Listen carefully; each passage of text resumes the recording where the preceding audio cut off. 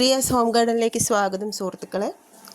അപ്പോൾ തക്കാളി കൃഷി സീരീസിലെ അടുത്ത വീഡിയോ ആണിത്. നമ്മുടെ തക്കാളികൾക്ക് സ്ഥിരമായി വളം നൽകിക്കൊണ്ടിരിക്കാൻ ഒരു സംവിധാനം, അതായത് തക്കാളി ഒരു ഹെവി ഫീഡറാണ്. അതിന് നല്ല വളം വേണം. തക്കാളി പൂക്കളൊന്നും കൊഴിഞ്ഞു പോകാതിരിക്കാനും കായ്കൾ സമയത്ത് ഉണ്ടാകാനും ഉണ്ടായ കായ്കൾ വലിപ്പം വയ്ക്കാനും ഒക്കെ തക്കാളിക്ക് സ്ഥിരമായിട്ട് നമ്മൾ എന്തെങ്കിലും വളം ഇങ്ങനെ കൊടുത്തുകൊണ്ടിരിക്കണം. ഇതിൻ്റെ ബ്ലാക്ക് ടൊമാറ്റോ ആണ്, ആയി വരുന്നുണ്ട്. നല്ല വലിപ്പം വെച്ച ശേഷമാണ് കളർ മാറുന്നത്. അത് ഇനി ഈ പച്ചയിൽ നിന്നൊരു ഒരു ഡീപ്പ് പേർപ്പിൾ കളറിലേക്ക് മാറും. അപ്പോൾ ഞാൻ എൻ്റെ തക്കാളി കൃഷി പരിചയപ്പെടുത്തി തുടങ്ങിയ സമയത്ത് കുറച്ച് പേര് ആവശ്യപ്പെട്ടിരുന്നു ഈ മിനി കമ്പോസ്റ്റ് യൂണിറ്റ് എങ്ങനെയാണ് നമ്മൾ സെറ്റ് ചെയ്യുന്നത് എന്ന് അവരോട് കൂടി പങ്കുവയ്ക്കണമെന്ന്. അപ്പോൾ തക്കാളി സീരീസിലെ അടുത്ത വീഡിയോ അത് തന്നെ ആവട്ടെ എന്ന് വിചാരിച്ചു. നമ്മൾക്ക് ഇങ്ങനെ മിനറൽ വാട്ടർ വാങ്ങിക്കുന്ന ബോട്ടിൽസ്, പ്ലാസ്റ്റിക് ബോട്ടിൽസ് വീട്ടിൽ നമ്മൾ വാങ്ങാറില്ലെങ്കിലും കടകളിൽ നിന്നൊക്കെ നമുക്ക് ഈസി ആയിട്ട് കിട്ടാവുന്ന ഒന്നാണ്. മറ്റൊന്ന് നമ്മുടെ ആമസോണിലൊക്കെ അല്ലെങ്കിൽ സെല്ലിംഗ് പ്ലാറ്റ്ഫോംസിലൊക്കെ കിട്ടുന്ന സ്പൈക്ക്, അതായത് നമ്മുടെ ഈ ബോട്ടിൽസ് ഉപയോഗിച്ച് നമ്മൾ ടെറസിൽ ചെടികൾക്ക് ഒരു സെൽഫ് വാട്ടറിങ് സംവിധാനമൊക്കെ ഉണ്ടാക്കാൻ ഞാൻ ആദ്യം ശ്രമിച്ചിരുന്നു, മിനറൽ വാട്ടറിൻ്റെ ബോട്ടിൽ വെച്ച് തന്നെ. അപ്പോൾ അതിന് വേണ്ടിയിട്ട് വാങ്ങിയ സ്പൈക്കുകളാണ്. അതായത് ഇതിൽ കൂടി നമുക്ക് വെള്ളം കൺട്രോൾ ചെയ്ത്, വെള്ളത്തിൻ്റെ ഡ്രോപ്സ് വീഴുന്ന ഇടവേള കൺട്രോൾ ചെയ്ത് നമുക്ക് മണ്ണിലേക്ക് കുറച്ച് ആഴത്തിൽ കുത്തി വയ്ക്കാൻ പോലെ ഉള്ള സാധനങ്ങളാണ് ഈ സ്പൈക്കുകൾ. അപ്പോൾ അത് നമുക്ക് എല്ലാ സെല്ലിംഗ് പ്ലാറ്റ്ഫോംസിലും വാങ്ങാൻ കിട്ടും. വലിയ വിലയൊന്നുമില്ല, 12 ഒരു ഡസൻ ആയിട്ടോ 2 ഡസൻ ആയിട്ടൊക്കെ വാങ്ങാൻ കിട്ടും. അപ്പോൾ ഇത് നമ്മൾ നേരത്തെ സെറ്റ് ചെയ്ത് വെച്ചിരുന്ന കമ്പോസ്റ്റ് യൂണിറ്റിൽ കമ്പോസ്റ്റ് ആയി കഴിഞ്ഞതാണ്. അതായത് ആ കൃഷി കഴിഞ്ഞു. ഇതാണ് ഈ സ്പൈക്ക്.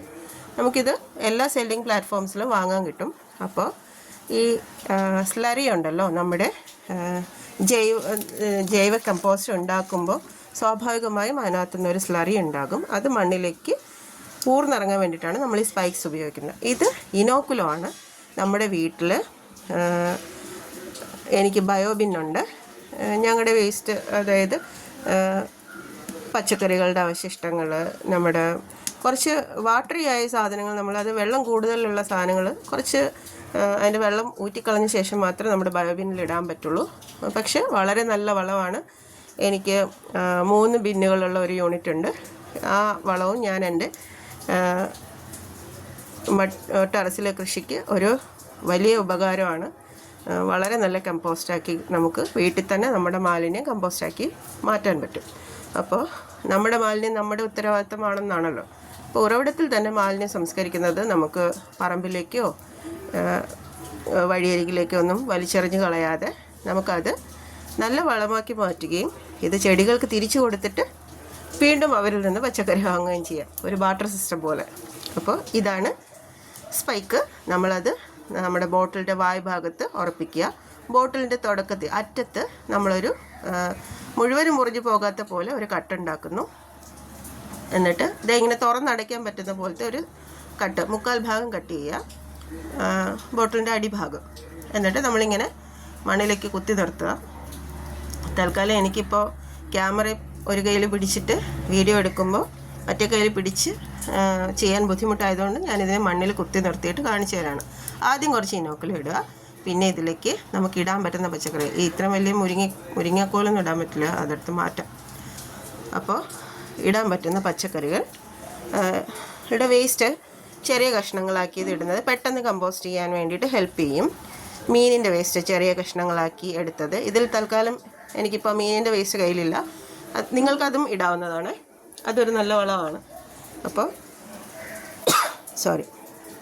മീനിൻ്റെ വേസ്റ്റ്, മീൻ കഴുകിയ വെള്ളം, അതൊക്കെ ഇതിൽ ഒഴിച്ചു കൊടുക്കാവുന്നതാണ്. സാവധാനം ഇത് കമ്പോസ്റ്റ് ആവാൻ ഈ ഒരു ചെറിയ നനവ് എപ്പോഴും ഈ മിക്സിൽ വേണം.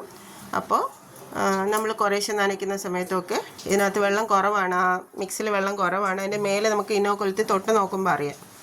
അപ്പോൾ ആ വേസ്റ്റുകൾ നിറച്ച ശേഷം നമ്മൾ പുട്ടിനൊക്കെ നിറയ്ക്കുന്ന പോലെ അതിൻ്റെ മേലെ അവസാനം കുറച്ച് ഇനോക്കുലവും കൂടി ഇട്ട് കൊടുക്കുക.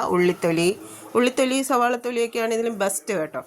എന്നിട്ട് 1 സ്പൂൺ സ്യൂഡോമോണാസ് കലക്കിയത് നമുക്ക് ഒരു ലിറ്റർ വെള്ളത്തിൽ 1 സ്പൂൺ സ്യൂഡോമോണാസ് കലക്കിയത് ഇതിൻ്റെ മേലെ ഒഴിച്ചു കൊടുക്കാം.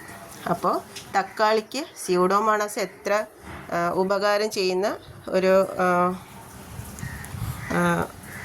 ഒരു ജൈവ വളമായിട്ടും കീടനാശിനിയായിട്ടും ഒക്കെ ഉപയോഗിക്കാൻ പറ്റുമെന്ന് ഞാൻ നിങ്ങളോട് നേരത്തെ ഒരു വീഡിയോയിൽ പങ്കുവച്ചിട്ടുണ്ട്. അപ്പോൾ ഇതിൻ്റെ മേലെ സ്യൂഡോമോണാസ് ഒഴിച്ചു കൊടുക്കുമ്പോൾ അത് നമ്മുടെ സൂക്ഷ്മജീവികളുടെ പ്രവർത്തനം കുറച്ചുകൂടി ത്വരിതപ്പെടുത്തുകയും നമ്മുടെ തക്കാളിക്ക് സ്യൂഡോമോണാസ് ഇങ്ങനെ ഒരു റെഗുലർ ഇൻ്റർവെല്ലിൽ കിട്ടിക്കൊണ്ടിരിക്കുകയും ചെയ്യും. അതുകൊണ്ട് തന്നെ വാട്ടരോഗം പെട്ടെന്നൊന്നും വരില്ല. അതിനെ പ്രതിരോധിക്കാൻ വേണ്ടിയിട്ട് ഒരു മാർഗമാണ് നമ്മുടെ സ്യൂഡോമോണാസ് ഈ നമ്മുടെ മിനി കമ്പോസ്റ്റ് യൂണിറ്റിലേക്ക് ഒഴിച്ചു കൊടുക്കുന്നത്. നമ്മൾക്ക് വളങ്ങൾ കൊടുക്കാം, നേർപ്പിച്ച കഞ്ഞിവെള്ളം, നേർപ്പിച്ച ചാണകവെള്ളം, ഇതൊക്കെ നമുക്ക് ഈ മിനി കമ്പോസ്റ്റിൻ്റെ മേലേക്ക് ഒഴിച്ച് കൊടുത്താൽ നമുക്ക് വളരെ പെട്ടെന്ന് ഇത് കമ്പോസ്റ്റായി കിട്ടുകയും ഈ സ്ലറീസ് പെട്ടെന്ന് തന്നെ നമ്മുടെ ചെടികളെ പൂവിടാനും കായ്കൾ നല്ല ഷേപ്പായി വരാനും നല്ല ടേസ്റ്റ് ഉണ്ടാവാനും ഒക്കെ സഹായിക്കും. നമുക്കപ്പോൾ ആഡ് ഓൺ ചെയ്യാവുന്ന കാര്യങ്ങൾ ഇതിൽ ഒഴിച്ചു കൊടുക്കാവുന്നതാണ്. സ്യൂഡോമോണാസ്, ട്രൈക്കോഡെർമ അങ്ങനെയുള്ള സാധനങ്ങൾ, ജൈവ സാധനങ്ങൾ മാത്രം, അതായത് ഓർഗാനിക്കായുള്ള സാധനങ്ങൾ മാത്രം ഇതിൽ ഒഴിച്ചു കൊടുക്കാൻ ശ്രദ്ധിക്കുക. ഇത് നേരത്തെ ഉണ്ടായിരുന്ന എൻ്റെ ഒരു മിനി കമ്പോസ്റ്റിൽ കമ്പോസ്റ്റ് ആയതാണ്. ഇത് കണ്ടില്ലേ, വളരെ പൊടി പോലെ ആകും. അപ്പോൾ ഇത് കഴിഞ്ഞ ശേഷം നമുക്കിത് മാറ്റിയ ശേഷം അടുത്തത് നിറച്ച് കൊടുക്കാവുന്നതാണ്. പുതിയ ചെടിക്ക് ഉപയോഗിക്കാവുന്നതാണ് ഈ കുപ്പി. അപ്പോൾ ഇതാണ് ഇന്നത്തെ വീഡിയോ. Thank you all. എല്ലാവരും എൻ്റെ വീഡിയോ കണ്ടതിന് നന്ദി.